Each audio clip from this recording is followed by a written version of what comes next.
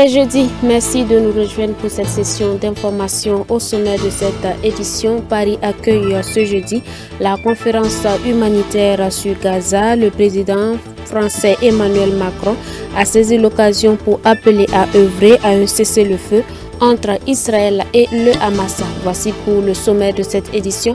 Fidèles téléspectateurs, bonsoir. Merci de nous retrouver. De l'appétit pour vous qui êtes à table. L'intelligence artificielle, une bonne ou une mauvaise nouvelle pour la foi chrétienne, c'est ce qu'a tenté de démontrer l'Église centrale des Assemblées de Dieu de Ouagadougou à travers une conférence publique. Des spécialistes du domaine ont montré ce que c'est qu'en réalité l'intelligence artificielle. Plus de détails avec Abibalaï Bourema, Moïse Kinda. L'intelligence artificielle, ou l'IA, est une discipline qui réunit des sciences, théories et techniques, et dont le but est de faire parvenir à faire imiter les capacités cognitives d'un être humain par une machine. L'IA, c'est la thématique du jour abordée par l'Église centrale des Assemblées de Dieu de Ouagadougou à travers une conférence débat ce mercredi 1er novembre à la salle des banquets Ouaga 2000. L'intelligence artificielle, quel impact sur la foi chrétienne? Non, je crois que l'intelligence artificielle ne peut pas être une menace pour la foi, sauf pour ceux qui ne sont pas bien affermis. C'est pour cela que nous avons organisé la conférence, pour sensibiliser et aussi pour mobiliser l'Église. Parce que quel que soit ce que nous faisons, bien sûr, il y a beaucoup de choses qu'on peut apprendre de l'intelligence artificielle, mais comme je l'ai dit, elle ne peut pas remplacer la foi et l'Église doit être au courant de ce qui se passe. Parce que je crois que le pasteur a donné même un exemple d'une question qu'il a posée à l'intelligence artificielle. Mais si on n'est pas bien affermi et qu'on gobe tout ce que l'intelligence artificielle donne comme réponse, bien on peut se perdre. L'intelligence artificielle et foi, enjeux et perspectives, c'est la réflexion sur laquelle se sont penchés d'éminents conférenciers devant plusieurs centaines de participants. Ce que l'homme découvre est bien. Maintenant, c'est quel usage il en fait. C'est ça le problème. Quel est l'objectif de nos découvertes? Donc, bon, je crois que l'intelligence artificielle doit pouvoir aider dans une certaine dimension. De toute façon, on est déjà dedans. Il ne faut même pas dire qu'avec l'arrivée, on est dedans, on n'a pas, nos voitures sont dotées d'automatisme en ce moment. Donc ça fait que nous sommes déjà dedans. Alors, on peut applaudir pour les avantages que ça nous apporte, mais savoir aussi qu'il y a des revers, et ce sont ces revers-là qui doivent attirer notre attention pour que nous puissions faire beaucoup attention. Comme le dit la Bible, tout est permis mais tout n'est pas utile. En effet, l'intelligence artificielle fait assez du bien pour le développement économique d'un pays. Cependant, elle peut dérouter ou causer un chaos. En termes d'inconvénients, c'est que très rapidement, comme dans toutes les autres technologies, les délinquants, les criminels vont l'utiliser. Malheureusement, parfois, les délinquants et les criminels ont une longueur d'avance par rapport aux forces de l'ordre et à la justice. C'est là où les États doivent très rapidement prendre au sérieux le développement de l'intelligence artificielle et surtout de ses côtés sombres, comme le deep learning qui permet de faire des choses merveilleuses, mais qui permet aussi de faire du deep fake, c'est-à-dire du faux difficile à déceler. Parlant de l'impact négatif de l'intelligence artificielle, il faut noter des dangers comme le chômage, car les hommes sont remplacés par des machines dans certains domaines, le manque de différence entre le faux et le vrai, entre l'intox et l'information. Aussi, un danger sur le révisionnisme de la théologie dû à l'intelligence artificielle, sans omettre la concordance biblique qui s'est fait remplacer par générative intelligence artificielle avec des prêches sans inspiration. Et puis, une décennie de carrière musicale, cela se fête. L'artiste chrétienne évangélique Anna Semporé veut marquer d'une pierre blanche ses 10 ans de carrière musicale à travers la tenue d'une variété d'activités qui sera couronnée par un concert. Le dimanche 3 décembre 2023 au Palais de la Culture et des Jeunes Jean-Pierre Guengane. Plus de détails avec Odette Zangena, Yannick Kabori.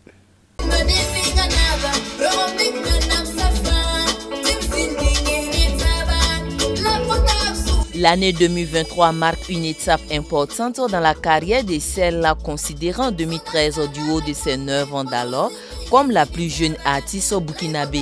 Anna Semporé, puisque c'est d'elle qu'il s'agit, totalise en effet 10 années de carrière musicale. Reconnaissant à Dieu et à tous ceux et celles qui ont participé à l'écriture de cette décennie d'aventure, la lauréate du prix Gospel Music Awards 2023 de la meilleure musique de sensibilisation sur le dialogue interreligieux et la paix marque une halte pour immortaliser l'événement. Je rends grâce à Dieu. Voilà, de m'avoir donné ces 10 ans de carrière. Parce que 10 ans n'est pas 10 jours, n'est pas 10 mois. Dieu m'a fait grâce. Voilà pourquoi j'ai décidé de faire une pause musicale et rendre grâce à Dieu pour ces 10 ans de carrière. La jeune artiste musicienne chrétienne évangélique et son staff placent cette commémoration sous le signe de l'action de grâce et du retour de la paix au Burkina Faso. D'où le choix du thème « Cohésion sociale et paix ». Avec ce qui se passe dans notre nation, nous savons qu'il faut arrêter les guerres ethniques, les guerres de religion.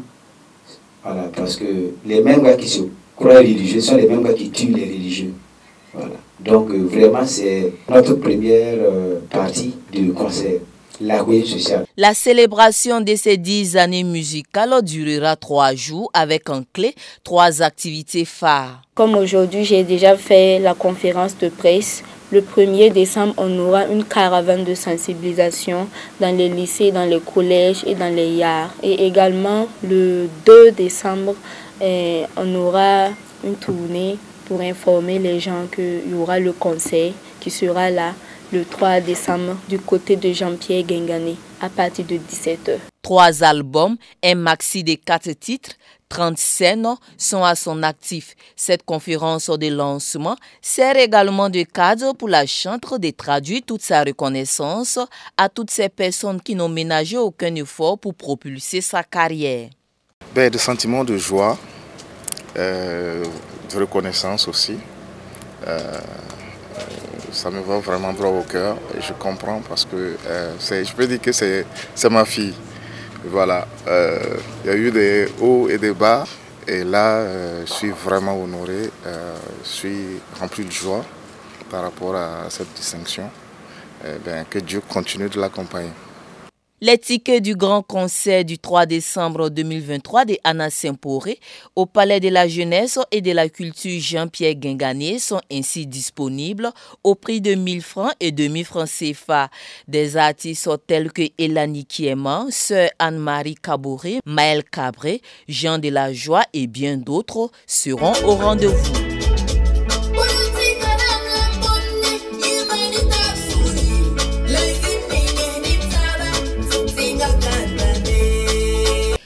Un temple à 2000 places érigé par les fidèles de l'église de l'Alliance chrétienne de Tampuy. Le temple a été inauguré à travers une cérémonie de dédicace. En effet, cette dédicace intervient au moment où l'église de l'Alliance chrétienne s'apprête à célébrer son centenaire au Burkina Faso. Les détails de cette activité avec Abibalaï Bourema, Daniel Ouedraogo. À la veille de la célébration du centenaire de l'église de l'Alliance chrétienne au Burkina Faso, le samedi 27 octobre, l'église de l'Alliance chrétienne de Tampuy a dédicacé son nouveau temple. La pose de la première pierre remonte le 14 juillet 2014. La construction de ces joyaux d'environ 1000 places est achevée en 2023, après 7 ans de péripéties. Alors, nous voudrions vraiment rendre grâce au Seigneur. Nous sommes arrivés aujourd'hui. Ça a été un chemin très long, avec des épreuves de toutes sortes. Mais aujourd'hui, nous sommes vraiment très heureux de voir que malgré toutes les péripéties, nous sommes arrivés et toute la gloire au Seigneur.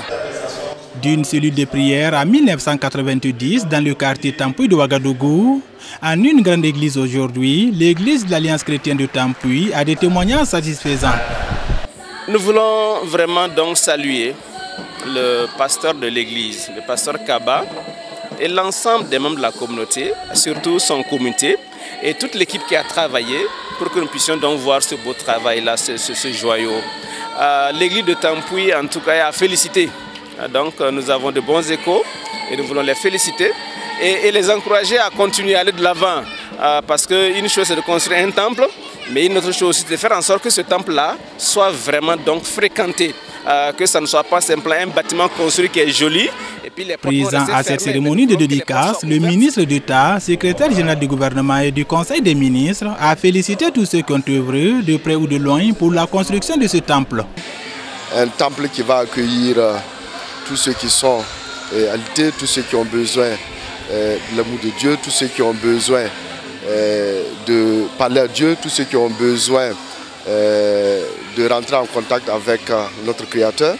Ce temple est ouvert à toute la communauté burkinabé, à tous ceux qui ont besoin donc de ce réconfort. Nous bénissons le Seigneur pour les bonnes volontés qui ont contribué. Et comme vous l'avez entendu, c'est les membres de cette église, jour après jour, après une dizaine d'années, se sont mis ensemble, sont restés soudés. Et ce temple aujourd'hui voit le jour pour la gloire de notre Seigneur. Le flambeau a été remis aux enfants pour marquer l'intérêt porté sur la future génération dirigeante de cette église. Situé sur une superficie de 2582 mètres carrés, ce nouvel édifice de 1000 places a coûté plus de 80 millions de francs CFA. Nous commençons la page de l'actualité hors de chez nous. En Afrique de l'Ouest, le Sénégal prend des mesures d'urgence face à l'immigration clandestine impliquant les migrants qui prennent des pirogues pour rejoindre l'Europe. La recrudescence de l'immigration clandestine au Sénégal a atteint cette année des proportions inquiétantes. Le président Macky Sall a donc ordonné à son gouvernement mercredi la mise en place de mesures d'urgence afin d'endiguer le flux croissant des départs vers l'Europe. Le communiqué publié après le Conseil des ministres explique que cet effort des autorités devra associer les ministres de l'Intérieur, des Armées, de la Jeunesse ou encore de la Pêche. Depuis ces derniers mois, les interceptions ou les sauvetages dans l'Atlantique au large du Sénégal sont de plus en plus récurrents. À cela s'ajoutent les drames liés au naufrage. Entre le 1er janvier et le 31 octobre de cette année, pas moins de 30 700 personnes sont arrivées aux Canaries, archipel espagnol et porte d'entrée de l'Europe. Et selon Frontex, l'agence européenne de garde-côtes, la majorité des arrivants sont originaires du Sénégal et du Maroc. Toujours sur le continent africain, du carburant pour voler plus durablement, des agriculteurs kenyans cultivent des graines destinées à la production de biocarburant pour les avions. Ceci est une initiative d'une entreprise italienne. Au Kenya, l'entreprise énergétique Eni incite les agriculteurs à cultiver des graines pour la production de biocarburant. Le biocarburant est ensuite utilisé pour alimenter les avions, mais son coût élevé n'encourage pas la demande. À 115 km au nord de Nairobi, la récolte de maïs de Beth Wandiru n'a pas été très fructueuse ces derniers temps. La culture du maïs m'a causé de graves pertes car avec la sécheresse, je ne récolte rien. Et lorsqu'il pleut beaucoup, ça ne produit pas du tout. Mais depuis que j'ai planté des graines de ricin, je réalise des bénéfices importants car, qu'il pleuve ou pas, ça produit. Sa voisine Ruth Wambiou s'est elle aussi mise aux graines de ricin résistantes à la sécheresse en raison des mauvaises récoltes de maïs. Nous avions l'habitude de planter du maïs, mais en raison de la sécheresse, notre maïs séchait souvent et nous manquions de nourriture. Mais depuis l'introduction du ricin, nous pouvons cultiver des haricots comme alternative. La popularité soudaine des cultures de ricin est tout sauf le fruit du hasard. C'est la multinationale italienne spécialisée dans l'énergie qui offre des services de labourage et des semences aux agriculteurs qui acheminent ensuite la production à des entreprises telles que Makwini Generis Limited. Des graines de coton séparées ici des fibres.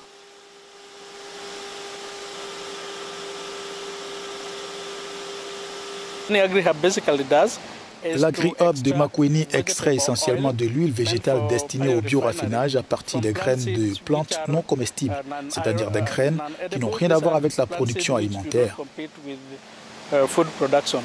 Les graines de ricin et les graines de coton sont quelques-unes des matières premières que nous utilisons ici. Eni achète toutes les graines de coton de cette entreprise. Les noix et les graines de coton peuvent être également transformées en huile pour les biocarburants. Les biocarburants, par exemple, pourraient être un bon substitut aux combustibles fossiles lourds utilisés dans ces industries pour nous aider à réduire les émissions et à atteindre l'objectif de Paris de limiter l'augmentation de la température mondiale à moins de 1,5 degré. Mais cela aura un coût.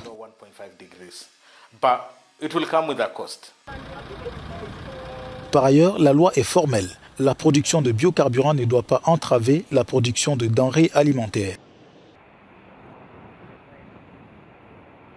Nous vous l'annoncions en titre, Paris accueille ce jeudi la conférence humanitaire sur Gaza et le président français Emmanuel Macron a saisi l'occasion pour appeler à œuvrer à un cessez-le-feu entre Israël et le Hamas. Paris accueille une conférence humanitaire pour Gaza. Une initiative du président français annoncée la semaine dernière à la hâte et qui n'a réuni que des responsables de second ordre. Aucun représentant israélien n'a fait le déplacement. L'Égypte n'a envoyé qu'une simple délégation ministérielle. L'objectif affiché est néanmoins d'apporter des réponses concrètes à la situation des habitants de Gaza. Aujourd'hui, la situation est grave et se dégrade chaque jour davantage. Dans l'immédiat, c'est à la protection des civils qu'il nous faut travailler.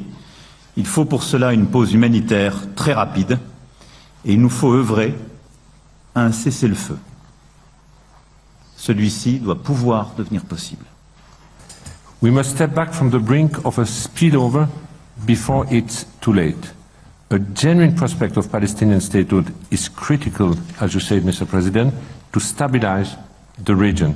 It is in the interest of all, including Israel, to find a solution that allows Israeli and Palestinians to live in peace side by side. Emmanuel Macron a appelé à nouveau Israël à accepter le principe d'une pause humanitaire, voire d'un cessez-le-feu, tout en rappelant à Tel Aviv que le droit international doit être respecté. Et la lutte contre le terrorisme ne peut jamais aller sans règles. Israël le sait, le piège du terrorisme est pour nous tous le même. Céder à la violence et renoncer à nos valeurs. Mais une sortie de crise semble plus éloignée que jamais. Israël a par le biais d'un responsable militaire nié l'existence d'une crise humanitaire à Gaza, reconnaissant à peine les difficultés auxquelles font face les Palestiniens de l'enclave. La présidente de la Commission européenne Ursula von der Leyen, le chef de la diplomatie égyptienne Sameh Choukri, ou encore le Premier ministre palestinien Mohamed Shtayyeh. De nombreux représentants arabes et européens sont arrivés ce jeudi sur le parvis de l'Elysée à l'occasion d'une conférence humanitaire pour Gaza à Paris. Objectif, œuvrer à un cessez-le-feu et débloquer de l'aide financière pour les Gazaouis. J'appelle aujourd'hui aussi tous les pays présents à augmenter leur contribution financière à l'égard de la population civile palestinienne via les Nations Unies, dont l'UNRWA, le CICR, les ONG.